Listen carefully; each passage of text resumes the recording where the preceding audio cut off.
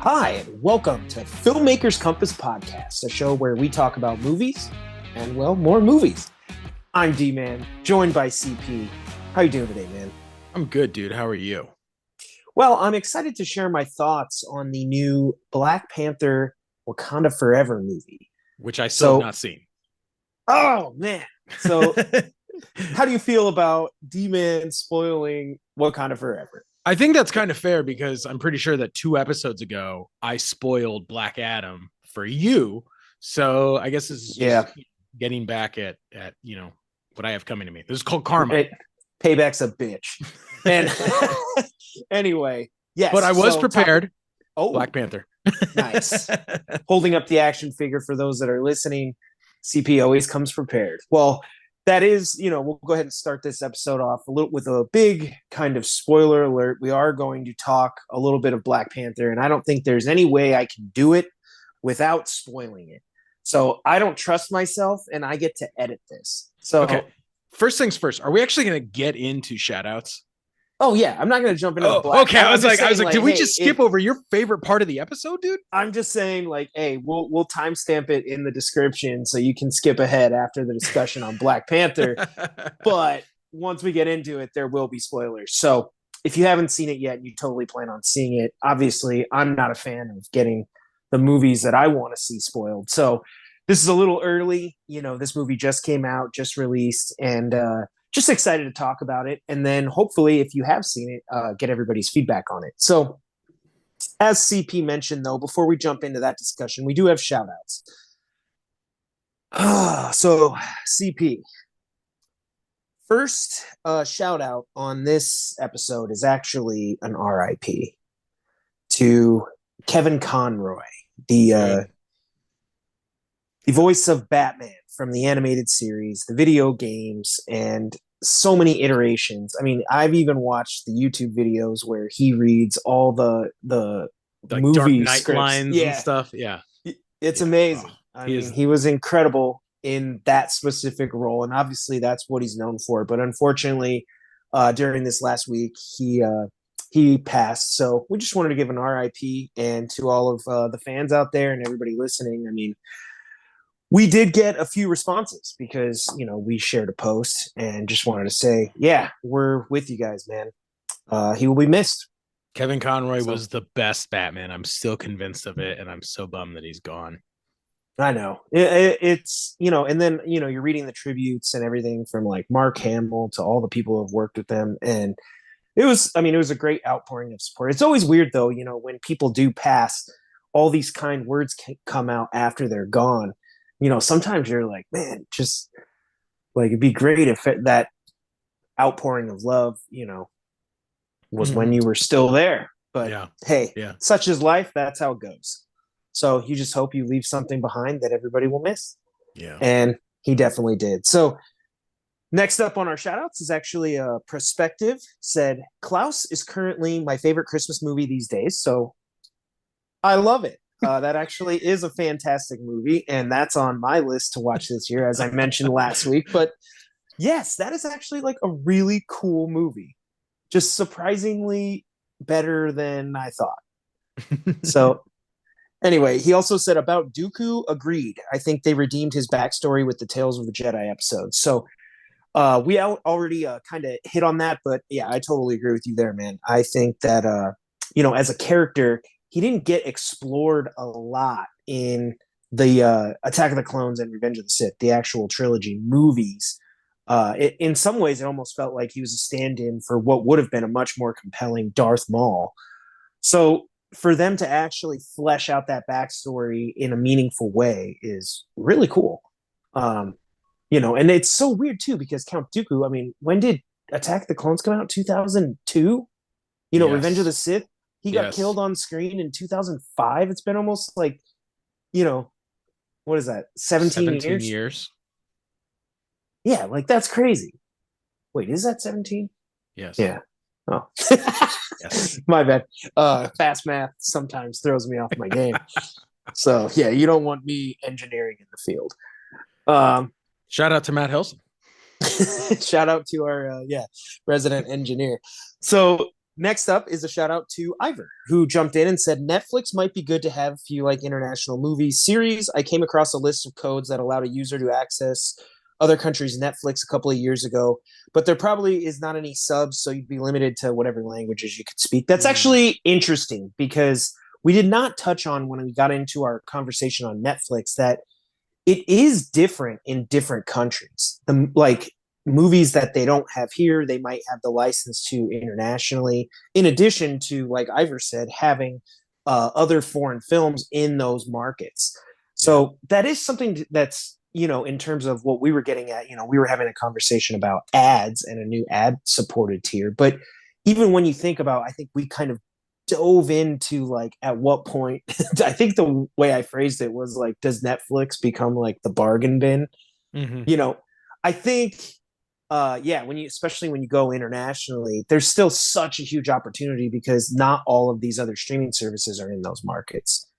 Yeah. So plus, as Ivor said, it's pretty cool. Like I know if you get the trying to think, you can get like the IP or VPN set up, the virtual network setup, and you can get access to all that additional content. I'm sure there's some really great stuff out there that we just it's not in our streaming services. Mm-hmm. So thank you, Ivor. Appreciate the comment. Next up is Lindsay Baker. She said, Crispy, I think I'm still on the hill that thinks 7 to 9 are good. I think I'm going to die on it. And I believe that's a direct reference to the Star Wars sequel trilogy. Can you confirm? Yes, that's what I would confirm. That is tough because, I mean, if I was ranking the trilogies, OT, PT, ST. And I would agree 100% with that ranking, D-Man. 100%. We're going to live stream Christian watching the sequel trilogy Disney movies. I think that, or at least live tweet it, because we gotta get your thoughts as you're watching it, because some of it is amazing. Like some of it you're gonna be like, what, that was dope, and some of it you're gonna be like, what the hell. I doubt I will ever say what, that is dope, but I guess when I watch it, we'll see. Next up is Jazzy the Great. Said, so I'm currently watching A New Hope for the first time ever. Wow. I'm so happy for you. I can't even express. Like, I really hope you enjoyed the movie, because this was, a few days ago now. So I hope you finished it within, because if you actually, when I read this comment, she's like, I'm new, but I realized that in episode 54 of FCP 21 minutes in, Christian mentions that in the future, when Disney casts new Luke Skywalker, we already know who it is supposed to be and who it is not. And she said, have you seen the Luke Skywalker lookalike, which is the Winter Soldier, Sebastian Stan? So she she comes in and she's like, please don't let Christian say I don't know what I'm talking about. I stand with Sebastian Stan as Luke Skywalker. He's a great actor. And the new generation of Star Wars fans, I think he could help it branch out. So I don't think you're wrong. If you've ever seen that photo that went around, how like sometimes fans kind of pre-cast the actors that they want to play roles. He did fit really well into the Mark Hamill silhouette. I mean, he looked a lot like Luke.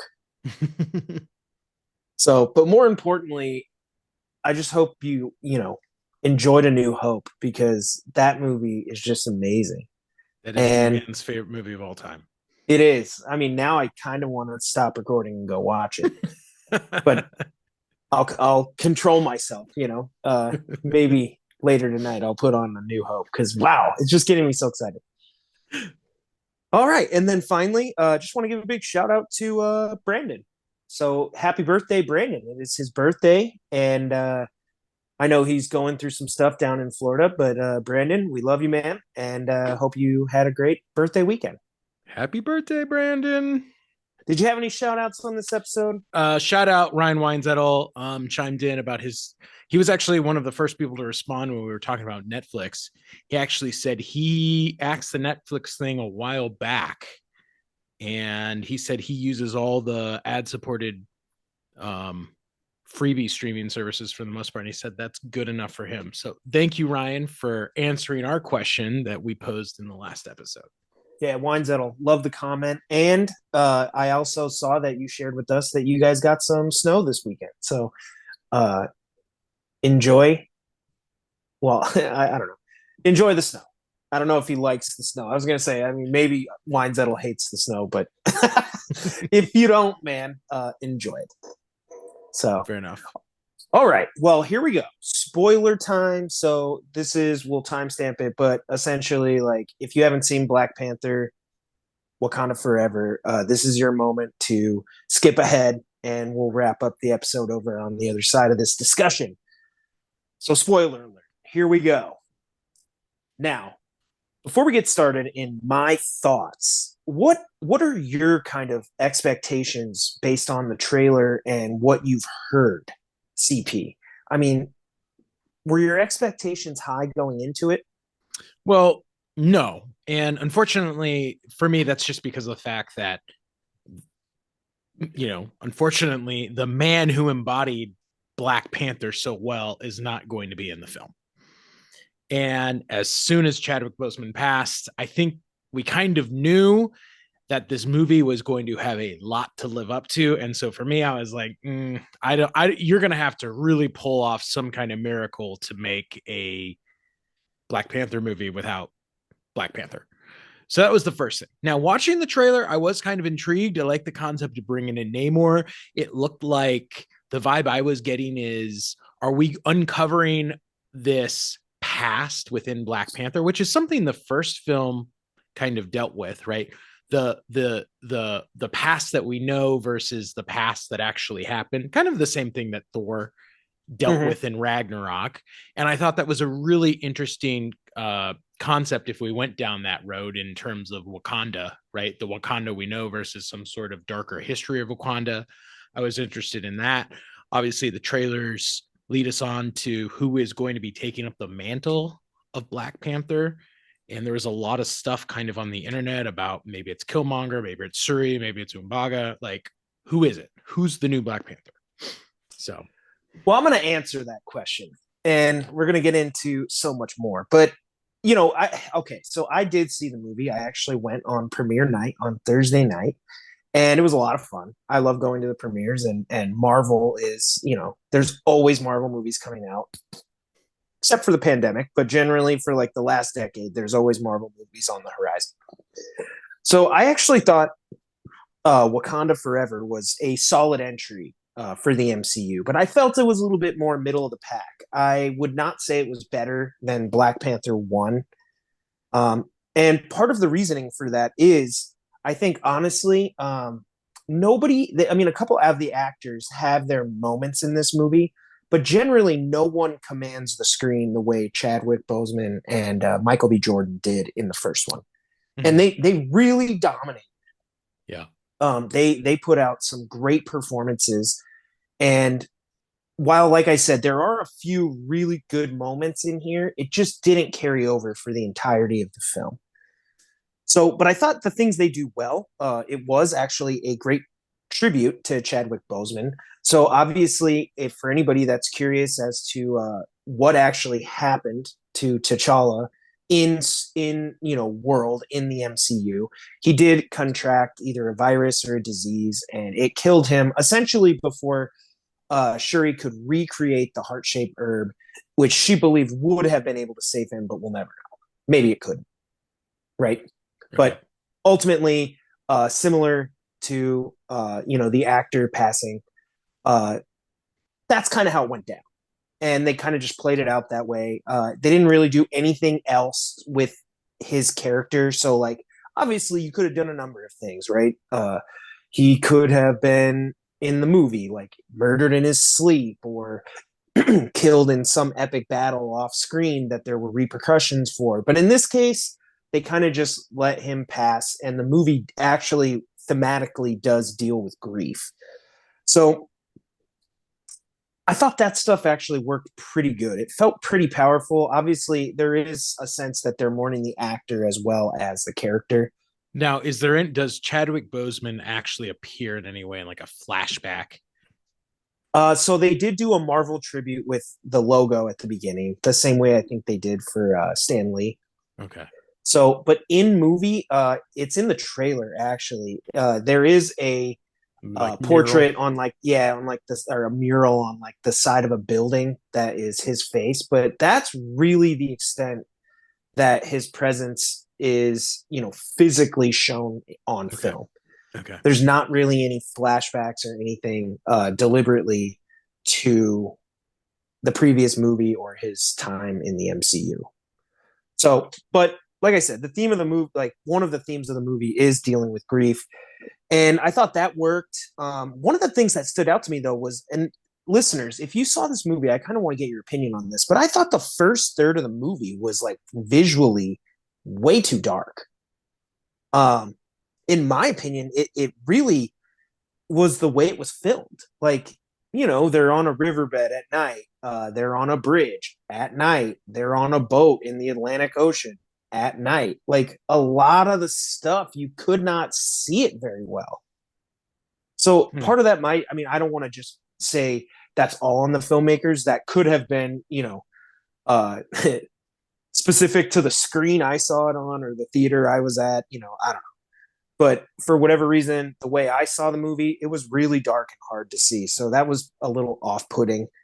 Um, I thought the pacing of the movie was actually off.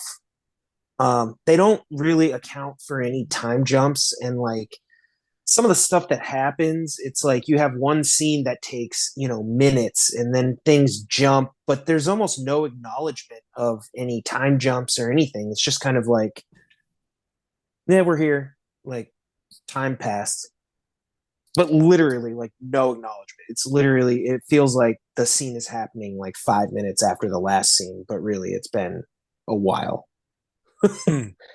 So Interesting. it doesn't, to me, that didn't work all that well.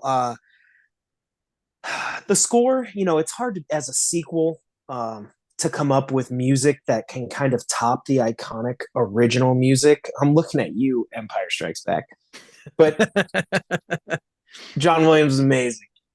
And this one doesn't really surpass the original. I thought the original was absolutely fantastic. They captured an entire sound that you could instantly put it into. They even do it, I think, in Infinity War, where there's an allusion to they're going to go somewhere, and then they play the Black Panther music. No, they're going to Wakanda. It's instantly recognizable, and I thought it worked really well. And they obviously are rehashing that here, but they don't add a whole lot to it. It doesn't grow. There's nothing new I felt that came out of it. And then I didn't think the songs that accompanied the movie, because it's also known for its soundtrack, particularly in the first one, the Weekend song, I thought was awesome. I don't think they passed that here either. So, you know, but still good, right? Not bad. Okay. And then to that end, I think the runtime of this movie was like 2 hours and 41 minutes, which is just too long for a comic book movie. Um, Honestly, there's an entire like sub story about Ross and like the CIA and all this stuff. If you really wanted to, I bet you could cut all of it. Like Interesting. Okay. that's kind of like their like ties to the MCU scenes, and like kind of keeping it connected. But realistically, if you're just serving the story, like I think you could just axe all that. Okay. I don't Okay. know, put it in another movie or a Disney Plus show. I'm not saying it's not relevant to pushing the narrative forward, but just in terms of what the story is with Namor and like the grief around the passing of T'Challa, it just doesn't really serve the story at all. Hmm. So now let's get to Namor. Thought they did the villain pretty well on a background level. So essentially, Wakanda has always been this reserved country that doesn't really get involved in world affairs, and part of that is that they're right safeguarding vibranium.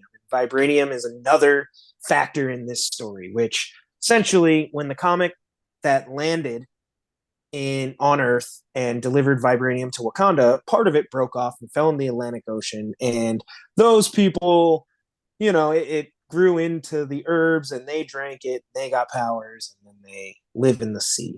But I think it's called Telecon is the name of the city, although I don't know if that's exclusive to the comics, but it's essentially like Atlantis. Hmm. It even looks a lot like it. But I actually thought they did a good job with his backstory. He felt relatable. obviously, so the crux of the story is that somebody has invented a machine that can detect vibranium. So of course, America, all the other countries, they want to find vibranium. So they find it in the Atlantic Ocean, and the Telecon people feel threatened and basically threaten to come up and destroy the world above the water. Right? There's your evil threat. Okay. It's not particularly how do I say it? Threat. I mean, it's not particularly unique or anything. Kind of like, Original. we're gonna destroy the world type scenario. But I think they do this scene where they give him a backstory that I think works really well, and kind of like that. I thought he gave a good performance, but oh my god, dude, I can't wait till you see it. But they literally have this guy. They put wings on his feet, and he's like flying around with like little wings on his shoe. Well, I guess they're off his ankles, and it just does not work. It looks so cartoonish against a lot of what is happening here. Is Like it it the don't. action of wings on his ankles, or is it the actual CGI behind it, or both? It's both.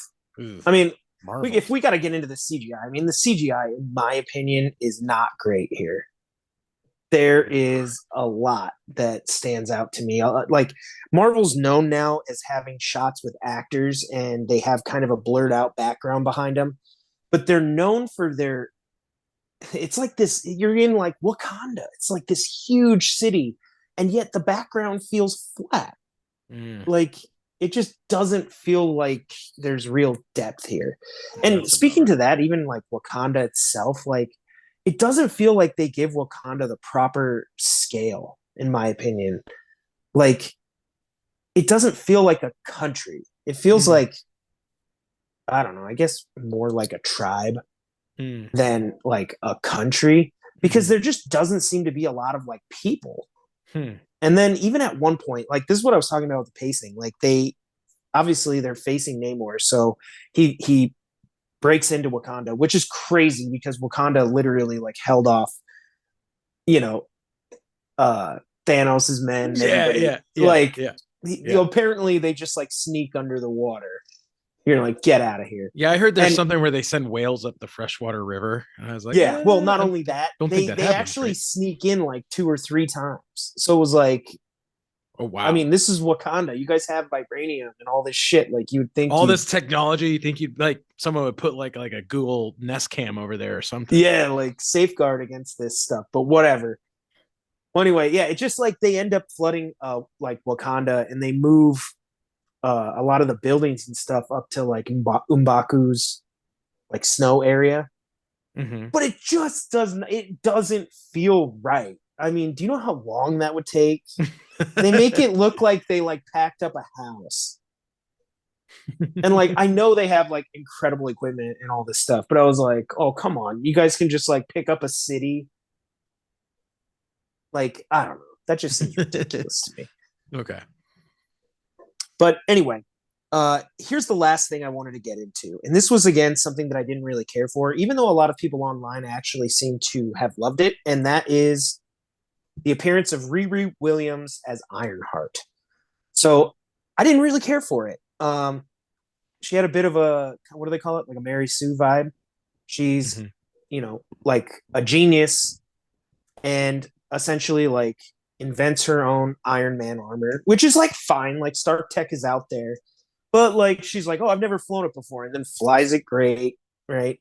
It's like, Ray picking Yeah. up a lightsaber for the first time in Force Awakens. Everybody was like, oh, okay, like you were good with a staff, but like, all right, I guess you're a Jedi, you know, Yeah. Yeah. whatever.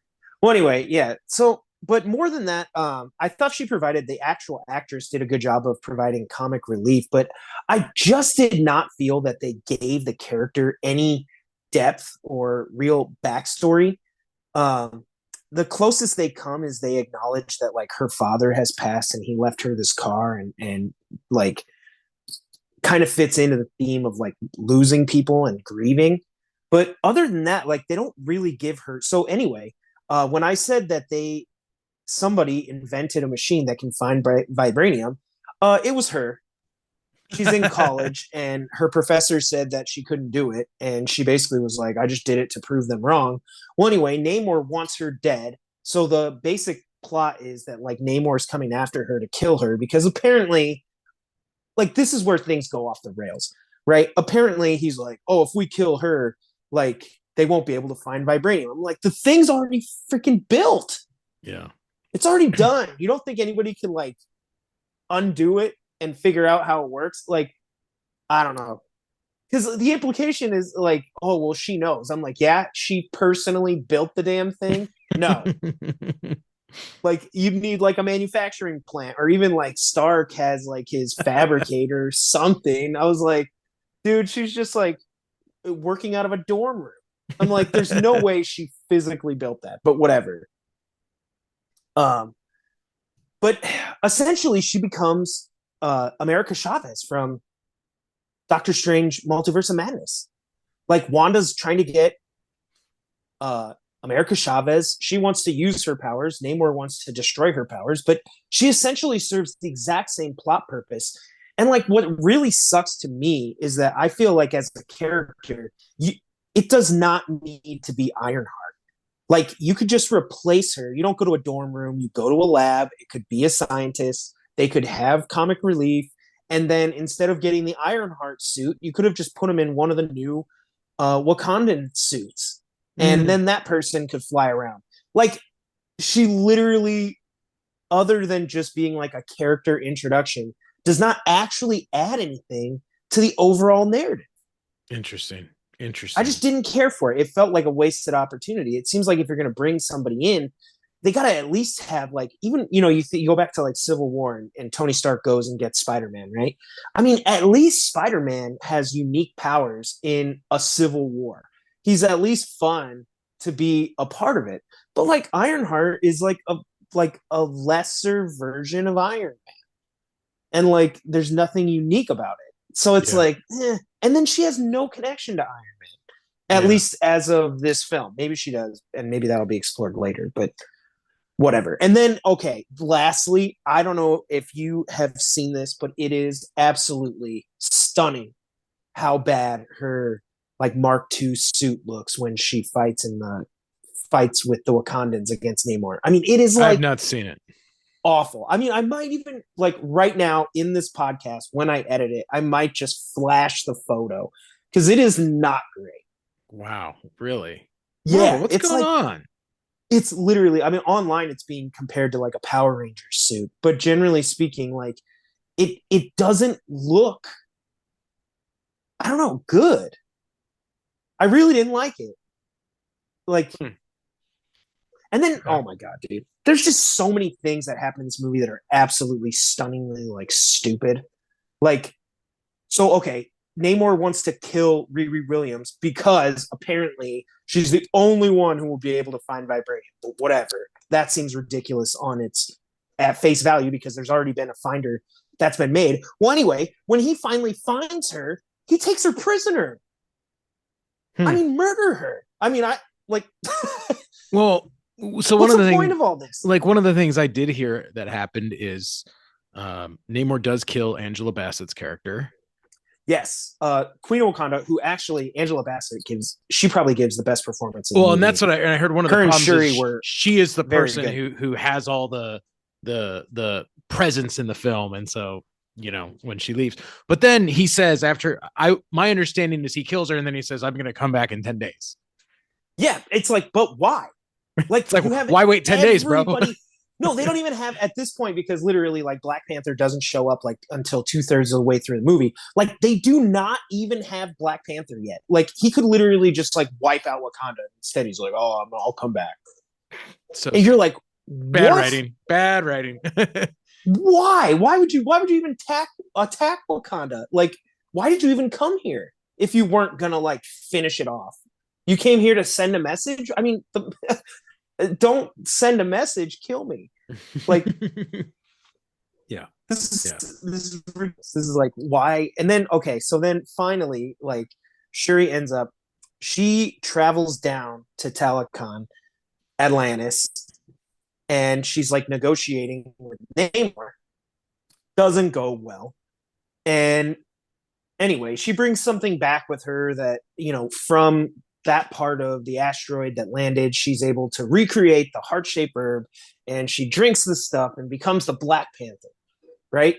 So their plan is like, because apparently, and literally, I don't even know how they figure this out. They just deduce that, oh, Namor's from the water. Like, make he really dry, just like lose his powers.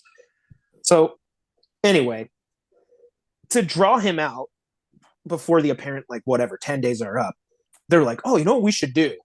Let's take a giant boat out to the Atlantic Ocean so we can draw him out. And you're like, you're basically going to fight on his turf. Yeah, that's a bad idea. No, it's like an awful idea. And it goes just as poorly. Like, all the technology that like freaking Wakanda has, like what they do is like send the chicks in the red robes. They basically like throw ropes over the side and have them with spears try to like take out these guys from uh like Talakon, all these people who are like incredibly powerful. Like Okoye literally like stabs one of them and then they just like magically heal because they all have the properties of vibranium in them. So like the whole thing's like mind blowing. Well, anyway, Namor's pretty powerful, generally speaking. I mean, he has these winged feet that are just awful visually. It makes him look terrible, but whatever. I actually thought that actor did a job too. I thought he was pretty good, but just that one aspect I didn't care for. But writing wise, so like they get him up there, and then of course, like Shuri, they like get him in one of the ships and they put him in this stuff that like keeps him warm so he loses powers. And then they end up on like a beach and him and Shuri just like fist fight it out, I was like, oh my God, you guys have all these cool powers and you're going to reduce it to like, let's throw a couple blows. That's what happens. That's weird. So, and then get this, Shuri literally gets stabbed through the gut with spear. Right? Parents say that people in the MCU can't get stabbed and live, right? Tony Stark gets stabbed by Thanos and he like magically heals himself. Whatever. Mm-hmm. But anyway, she ends up going up, like she's supposed to have learned this lesson that like, hey, essentially like what's the theme from Civil War for Black Panther? Like vengeance I'm going to stop letting it consume. It's literally like that exact same arc.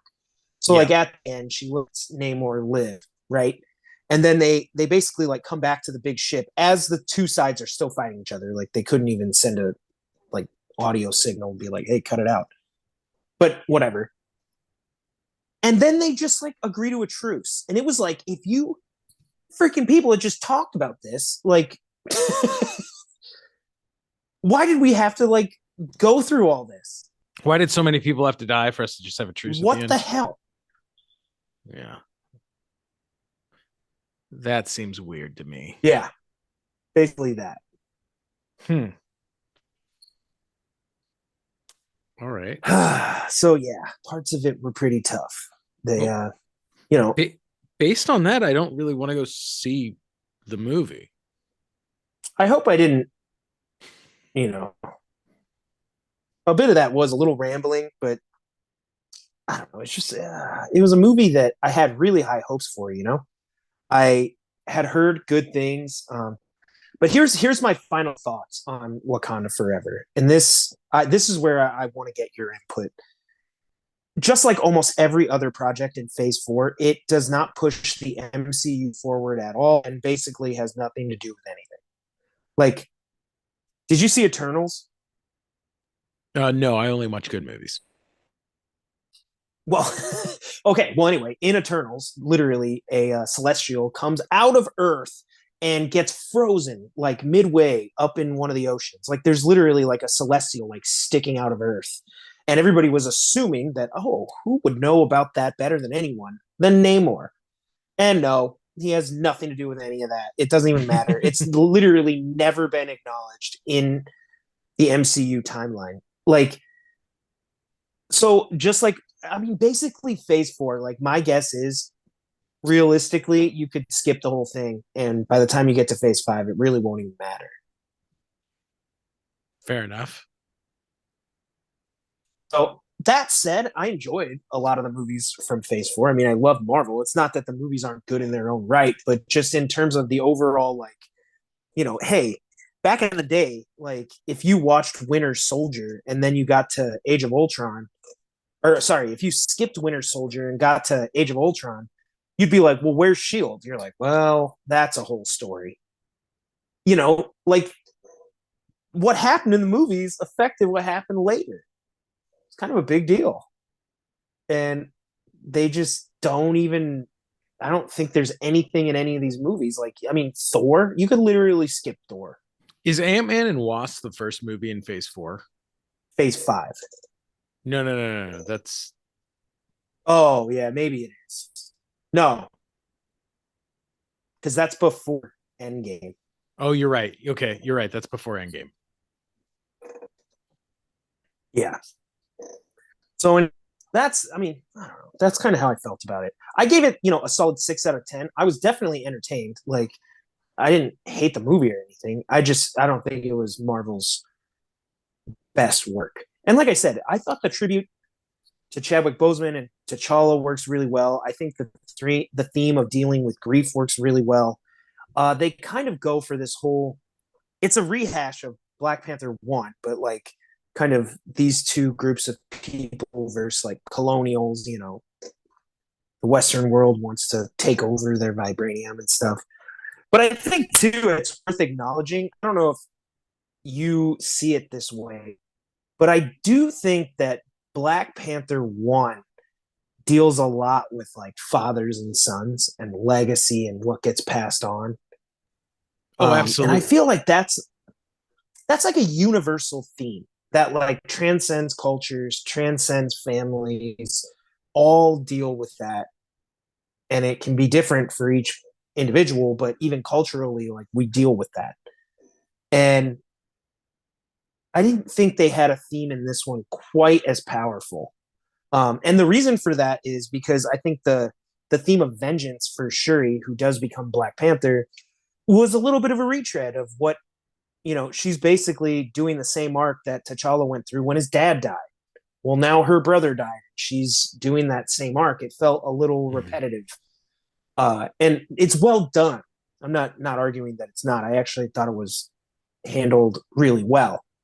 It's just that you've already done it, and Yeah. also in the same context of like the Black Panther continuity. So it's not like this was an Iron Man arc from 8 years ago that's getting rehashed. I'm like, no, it's literally happened to your brother, and now he's dead, and it's happening to you. Yeah. So I don't know. I thought they had a nice post credit scene, but it got a lot of crap online. So basically, Shuri ends up taking a break, kind of gives away the mantle. It's implied that M'Baku's going to take up the mantle of Black Panther, but basically, Shuri goes to Haiti to visit. Um, I can't think of her name, but T'Challa's girlfriend. And apparently, I guess they got married and had a kid. And he looks, I don't know, probably like 6, 7 years old. Okay. But they hid him from everybody this whole time. So it was kind of, while it's like incredibly charming that, right, he did have a son and that, he will live on through him. And Shuri can kind of see her brother in him. It's also kind of weird that, like, you had a kid and no one knew and like you hid him away. I don't know. Yeah, I guess that Like, is I kind of mean, they funny. say explicitly like they didn't want him to have to deal with like the pressure of the throne and being a Wakandan prince and all this stuff. But I was like, I don't know, man. Like that doesn't. I don't know. That just doesn't to me seem to fit the character. I don't know. A little weird. Gotcha. So, but if you can excuse that and just say whatever they did, what was best, then the scene itself plays very touching. It's actually really well done. It's very powerful. So, but it's just in the back of your mind. You're like, what? Noted. Noted. Okay. So anyway, I have spoiled the whole thing for you. Well, you actually summarized the whole thing for me, so now I really don't need to go see it. I can just Yeah. go sit down and wait for phase 5 to start. I know where we are. So Namor is yeah, officially part of the MCU. Yay! yeah, they like literally strike a truce, and then later he's like, eventually like, the Wakandans will meet us, and you're like, dude, this is like what negotiation? Why did you go through all of this death? But I don't know. Hmm. Interesting. So anyway, yeah, while we're on the topic of Marvel movies, though, I want to throw it over to you because we found something pretty intriguing, and I feel like you're going to have some thoughts on it. So Well, this is where, if you're joining us again, this is where the timestamp ended. We're not going to be talking about Wakanda Forever anymore. So now we we're are jumping into a not. topic. Let's go ahead and introduce what we're going to We talk about. are not. So, if you're weird like D-Man and I, and you care about movie news, you probably read the Hollywood Reporter. Hollywood Reporter had an awesome article that premiered earlier, and it said all 70 Marvel movies ranked worst to best. Now, I know what you're thinking. 70 Marvel movies, that's a lot. Well, this is a very in-depth list of essentially every Marvel related movie made in probably the last 40 years. This is more than just MCU films. Now, I know what you're thinking. That's pretty cool. No, because it's a terrible freaking list. Hollywood Reporter, have you ever watched Marvel movies? That's my question. Well, we did put rankings in there, like things that really stand out. The one that just right off the bat, we're talking 70 movies, and they put Ant-Man at number 11 and Captain Marvel at number 7. Now, when you hear the movies, that obviously those have to be ranked higher than. I mean, that's like crazy, right? Oh, it's totally crazy. So we're not going to expect you to read this whole thing, and we're not going to read the whole thing, but I wanted to bring up a couple highlights from the list as I'm talking to all y'all. So what I obviously out of the 70 movies, number 68 is actually Howard the Duck, which I do find a fitting placement for That's appropriately ranked. a Do movie you know that I've everybody actually hates. I've seen that movie. I used to watch that as a kid and Oh, thought it I'm was good, sorry. and then it's one of those movies I watched when I was a little bit older, and I was like, this movie's terrible. 67 is actually the most recent, the Miles Teller Fantastic Four. And there's actually like 4 Fantastic Four movies on here. I bet you didn't know Roger Cormick made one back in the 1990s, No, I but that's didn't know that. actually better than the 2015 one with Miles Teller. Mm. Um, Interesting. I never saw it. Did you think it was any good? oh, it's horrible. I hated Oh, it. okay. All right. So it's appropriately Elektra, ranked. another bad one towards the bottom. Now, what I do find weird is I actually really like the 2005 Fantastic Four with Chris Evans and Jessica Alba. Oh yeah. It's not the greatest comic book movie, but I thought it was, when you compare the era that it's from, kind of that sort of what I would call Gen 1 Yeah. of new superhero movies like X-Men, Spider-Man. I actually don't think it's a bad take. But again, I mean, this movie, another one that is also ranked very low on this list, is the Punisher movie, which is ranked 57, which I love the Tom Jane Punisher movie. But the horrific thing to Uh, me, that scene with his family is brutal. oh, totally. But what I find appalling to me is that the original 2005 Fantastic Four, the Tom Jane Punisher movie, X-Men Dark Phoenix are actually all ranked below Venom, also are all ranked below the Ang Lee Hulk movie, which is ranked 41. Wow.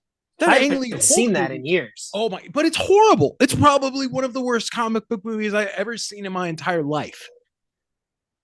Dude, I remember, don't they use like splash frame transitions and like, I mean, it's kind of a cool idea, but it doesn't work. It just looks bad. And somehow they got Eric Bana in that movie, and I don't know how because it's atrocious. Money.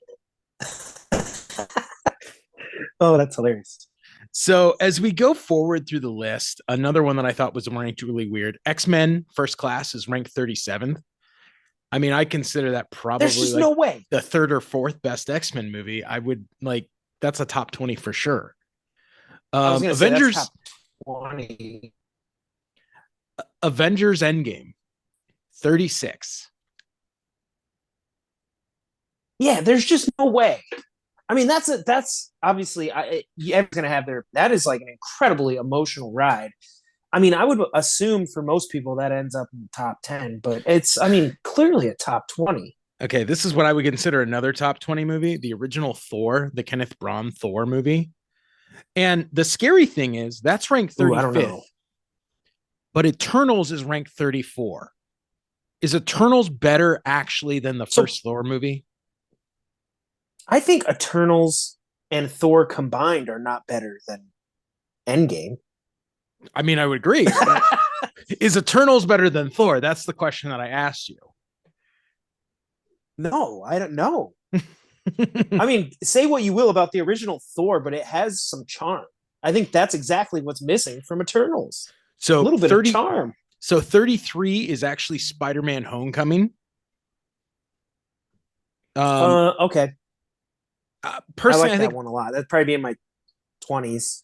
I think that's too low. I mean, it's better than the 32nd movie, which is Thor Love and Thunder. Yeah, it's definitely better than that.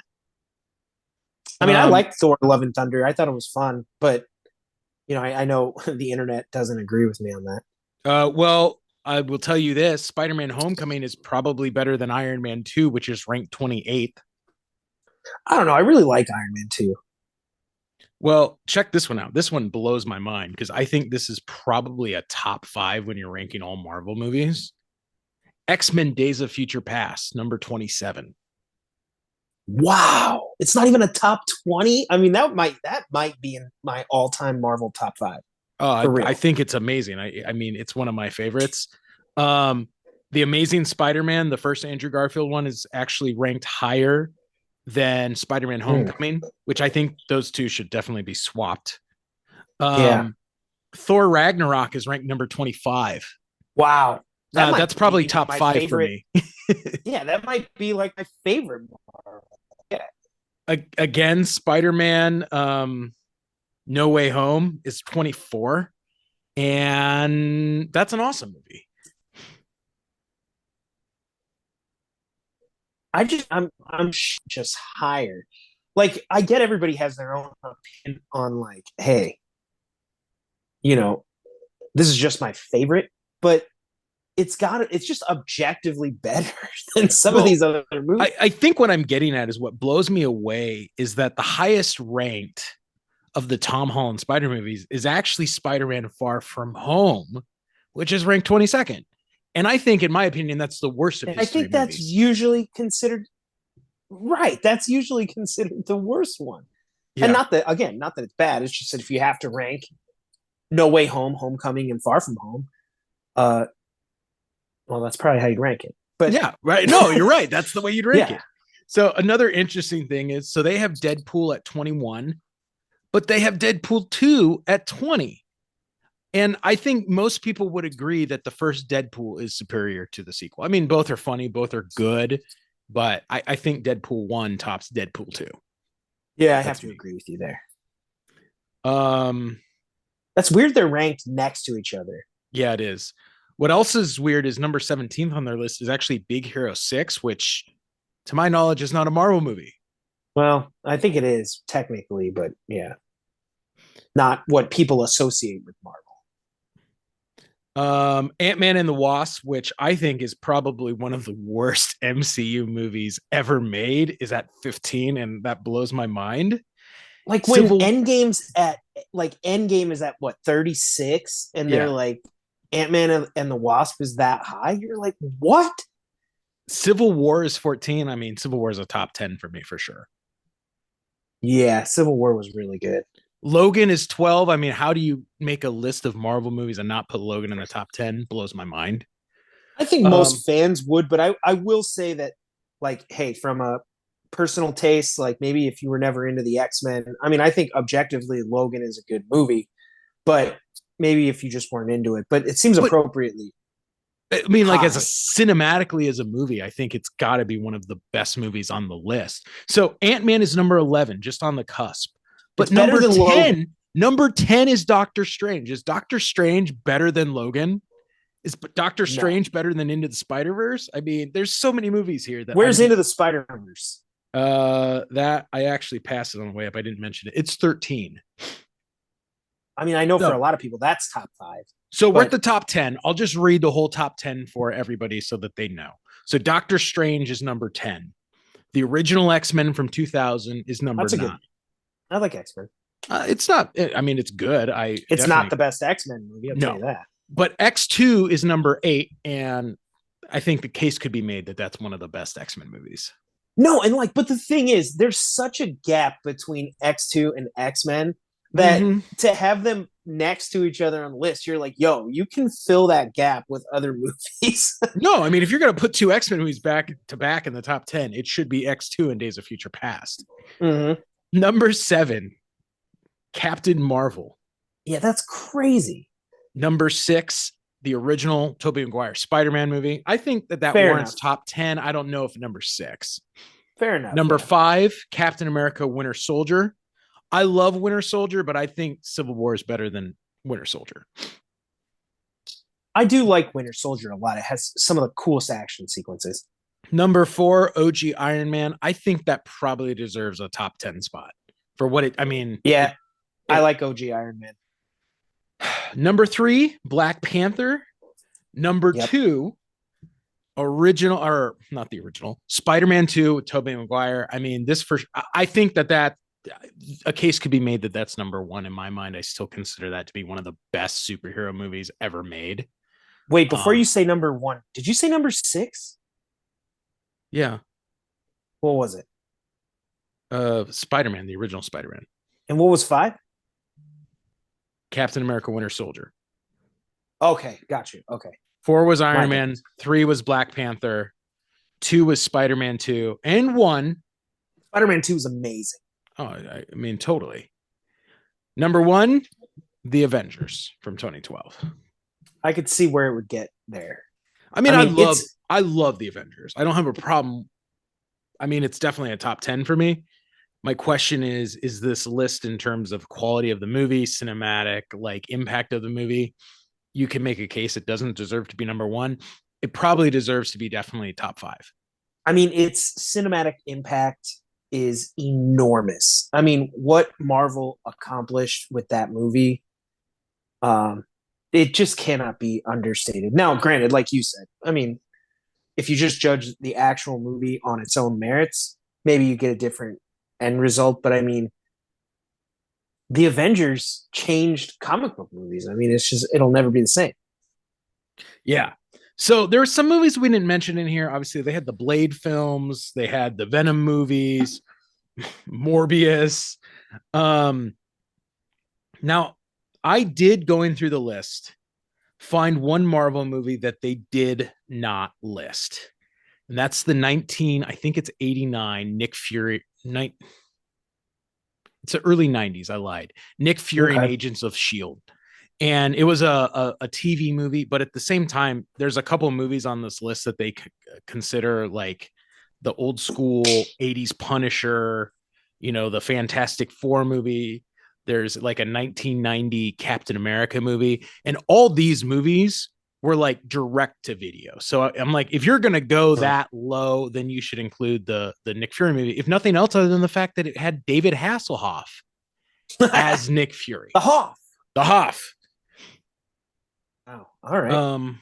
So yeah, there you go, listeners. That was how the Hollywood Reporter ranked Marvel films. It did not list Black Panther 2 to my knowledge. I did not see it on there. I didn't see it either. Yeah. But I All got right, to thinking. No, yeah. go ahead. Go ahead. No, I was gonna ask. I mean, what are your like? How would you do it? Oh boy. Um I mean, I said kind of my issues. I would probably put Spider-Man 2 as the number one movie if we're counting all of them. I would I mean, that move is a good one. Days of Future Past up much higher than it is. I would move Logan up higher than it is. I would probably Well, move the original X-Men down. And there's a whole if you had to crap rank of your MCU, how would you rank the MCU? Because I mean, obviously, this is at least in this list, it's 70 movies. But I mean, I think the egregious ones that stand out, a lot of the MCU, that's what we're talking about on this episode. So, all right. Well, then let's start there. So if we are going to list our top 5 MCU movies, if that's what you want. yeah. Well, okay. Now this Now, is how don't you have a running list? oh, I have a list on my phone, and every time I see a Marvel movie, I make a list of what it is. So what I'll tell you is this. This is how I consider the best films. This is my opinion. Okay. I'm a little hesitant because you're going to start talking total smack on me the second I read number 5 on my list. Guardians. Oh no, that's almost like dead last. I was gonna say, well, it's good you didn't pick that because I wouldn't talk smack on that. I like Guardians. Captain Marvel is my 5th favorite MCU movie. Are you serious? Yeah, yeah. What about Captain Marvel stands out to you that puts it above so many greats? Well, now listen, and I acknowledge this as a film maker, as a film critic. Like this is a total. I realize that this is the weak spot in my MCU analysis, but I loved Captain Marvel. First of all, they play Nirvana in the movie. Oh yeah, So that gave it a sizable bump. Second of all, it's just oozing 90 nostalgia. And third of all, it was very much that kind of 80s sci-fi fun. So I liked all those aspects of the film. Also, I went into it with very low Captain expectations. And I did like how they made it feel like a like phase 1 MCU film. Yeah. Yeah. Like I kind of appreciated able to kind of like recapture that at least for one more movie. Because obviously it has Fury, it has some of those elements from phase 1, but even like, the Tesseract and like all that stuff was pretty cool. Yeah, no, I really enjoyed all that stuff. Number 4 for me is Captain America Winter Soldier. I think it's great. I really enjoyed it. I loved it. Number 3, Thor Ragnarok. I think it was kind of everything we really wanted in a Thor movie. It's the ultimate Thor movie. Yeah, no, it's great. And it's Taika being Taika, and it's great. And again, I mean, I think the first Thor does a good job of challenging Thor and him proving his worthiness. But this one challenges every single aspect of Thor's character. Thor is a king, Thor is a son, Thor is a hammer wielder, right? Yeah. Thor is an oldest child. Like all these things that make up Thor's identity are stripped away from him. And that's why when he comes back at the end of the movie, he is, reborn, total badass Thor. Number 2 for me, Captain America Civil War, because how can you not like Civil War? Yeah, I mean, I think with Civil War, the thing that always stands out to me is like I would always use that movie and the fight scene at the airport specifically as an example of how you do fight scenes in comic book movies. Like they actually have the characters with all these unique powers fighting with all their unique powers. Yeah. And I think sometimes, you see a lot of movies, and it again, I kind of joked about it earlier, like with other Marvel movies, a lot of times these comic book movies get deduced to like, a brawl. Yeah. And here for once you're like, no, everybody is in their prime, they're all ready, and it was epic. I love that scene. And number 1 for me is the original Avengers movie because it's just amazing. So you agree with Hollywood Reporter? I mean, if I was ranking all of them, the I might still put Spider-Man 2 over it, but I don't have a problem with it being ranked number 1. I mean, that's interesting. It was the first time we got that team up that we always dreamed of, and as a comic book fan, it was unprecedented So, all right. Well, I guess I'll go ahead and list mine. So, first up, I do want to give some honorable mentions. So, I do want to give an honorable mention specifically to the Captain America trilogy, which I also think is incredible. When watched as a tree, you go from kind of like the ultimate soldier all the way to he totally kind of rejects and he's like, what is his phrase in Civil War? Like, the best hands are still our own or whatever he says. Mm-hmm. Yeah. Like he literally goes from like the soldier to the independent. And you're like, wow. And the whole arc is great. I mean, one of the things that really stands out to me with like Civil War specifically is at the end of the day, it really is a Captain America movie. You know, No, because absolutely. I think sometimes, it's interesting to me because it's considered like mini Avengers because you have that team up scene. But generally speaking, like it does kind of work for his whole arc. Yeah, for sure. So that obviously Avengers won, and I did want to give a little tip of the cap to Guardians, which I enjoyed. It was just a fun ride. No, just total So crap. Total number crap. five, number five on my list is actually Black Panther. Okay. Okay. So I really enjoyed the movie. Like I said, I thought they got incredible music out of it. The performances were fantastic. I know you didn't care for it, but I thought Killmonger was a great villain. I, Um, for me, I always felt like Black Panther, in terms of the story structure, is nearly identical to Iron Man 1. It seems like or Doctor Strange or Ant-Man. It seems like all of the origin MCU movies are very much structured like good guy with gets powers, bad guy gets same powers, you know. yeah, they call it the mirror effect in Marvel, Mm-hmm. where essentially the villain is kind of they have the same abilities that the hero has, but how they use them is different. So it's kind of like if you could see an evil reflection of yourself, that's what. But I mean, it works for Marvel. So I Mm-hmm. actually really enjoyed Black Panther. Number four on my list is Spider-Man: No Way Home. I really loved what they Okay. did as a way of bringing all of the Spider-Man movies together. I thought it was just so well done.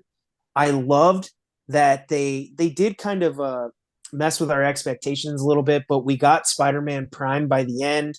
He did get the with great power comes great responsibility speech. I love that they made Goblin the villain. Yep. Yep. There was so much that was done right, and then obviously it's a very touching ending because Peter Parker is sort of restored to Spider-Man. He's listening to police scanners, and he makes his own suit, and he's anonymous. So I was like, oh God, it's Spider-Man. Loved it. The other thing that I think they do really well in that is they close up all the kind of outstanding arcs from the Tobey Maguire Spider-Man and the Garfield Spider-Man. Everyone's arc gets closed up in that movie, and it's so satisfying as a fan. Oh, I was so happy Andrew Garfield got some closure because A, from a character standpoint, that was really rewarding. But B, just because he wasn't invited into the MCU at that time and they Mm-hmm. recast, I thought just allowing him to get some closure regarding that whole experience was great. Yeah, for So, but sure. even seeing Toby kind of come out of, semi-retirement over there and just bring it back for Spider-Man was awesome. Yeah, dude, it was. Number three on my list is actually going to be the movie that started it all, Iron Man. Uh, Good choice. Not only is this actually like a really good movie, but it's one of my personal favorites. I love it. When I put it on, it just reminds me instantly of it shoots me back to phase one MCU. Uh, Robert Downey Jr. knocks it out of the park. He's absolutely Yep. incredible. And I just thought a lot of what they do in that movie works really, really well. We get the first post credit scene with Nick Fury. All around, it was great. The only downside, I think, was that I thought Ironmonger wasn't, the most, captivating villain. He just Yeah. wants he's greedy. He wants power and stuff. You know, even to that end, like, you know, at the end when he's like taking over, you're like, really? Like, you think you're gonna go through all this and then just come back to work tomorrow? Like, Yeah, you know, right. Yeah. you're kind of like, that was the only weak part though. But I mean, I think RDJ's performance just knocked it out of the park. Yeah. So Absolutely. number two for me is probably the ultimate team up movie, and that's Avengers Infinity War. So obviously, it's hard to mention Infinity War without acknowledging Endgame because they're so tightly bound. But I think Infinity War is like the ultimate just Marvel movie. Like all around, all the Mhm. characters appear. There's storylines all over the place. There's so much interconnectivity. It was a blast to be there. And then I can't even describe what it was like being in the theater on premiere night and everybody turned to dust. It was Mm. shocking. Yeah. I mean, it was truly shocking. Like, I don't know if we'll get that again. I don't know. You know, those only come around every once in a while. Yeah. Yeah. Yeah. No, for sure, dude. So, and then number one, I'm going to put Thor Ragnarok. Okay. So Okay. that's just personal favorite. Like you said, I think it's the ultimate Thor movie. It's fun, funny. It actually, like I mentioned, Captain America, it actually completes his trilogy wonderfully. You know, Hmm. I think at the end of the first Thor movie, he's not ready for the throne. At the end of the second one, he doesn't really want it anymore. And at the end of the third one, he's finally ready to take his place. Yep. And I think it's just so well done. The way they position Hela, his sister, and having him confront the terrible crimes that really built everything, you know, the throne, everything he knows, Yeah. Asgard, it was amazing. I thought it was just so well done. Um, but yeah, that's my number one. That's my favorite. And I can't believe that for either of us, Avengers Endgame didn't crack our top fives. No, it did not. It It did would be in not. my top 10 though. So Uh, I think it, I mean, obviously the moment, the team up moment is literally a once in a generation theater experience. I mean, I'll probably, and I imagine that's what it was like to like watch Star Wars or get the Darth Vader reveal or something, you know, and that only comes around every so often. And who knows when that'll be again. It was the best. So, yeah, that does it. I guess, you know, we're talking Marvel movies this week. So that kind of concludes the conversation. I am interested, you know, I want to throw it out to our listeners. Obviously, send us your top five list of which Marvel MCU movies are your favorites. We'd love to hear from you guys. And obviously, CP, a lot of people have a problem with what like your lists. yeah, they So usually do. yeah, if you got a problem with our lists, let us know that as well. We will link to the Hollywood Reporter article so you can all check it out. And if you have thoughts on that, we might even put it up as a post and then just provide the link. But we'd love to get some comments going on that because it really is a wild list. I don't know who wrote it or if like they voted on it or whatever, but it's shocking. And then to everybody that either has seen it or is going to see it, give us your thoughts on Black Panther, Wakanda Forever. Like I said, you know, you can go to my Twitter at Big Kid D Man to kind of get my personal take on it if you haven't seen it yet. And if you have, would love your thoughts. But that does it for our episode this week. So thank you all for tuning in. Hope you enjoyed the show, the conversation. And CP, I'm going to throw it over to you. Take us out. All right. Caught me off guard there. Thanks for listening to this week's episode of Filmmakers Compass Podcast. We will catch you back here next week. Until then, keep watching movies.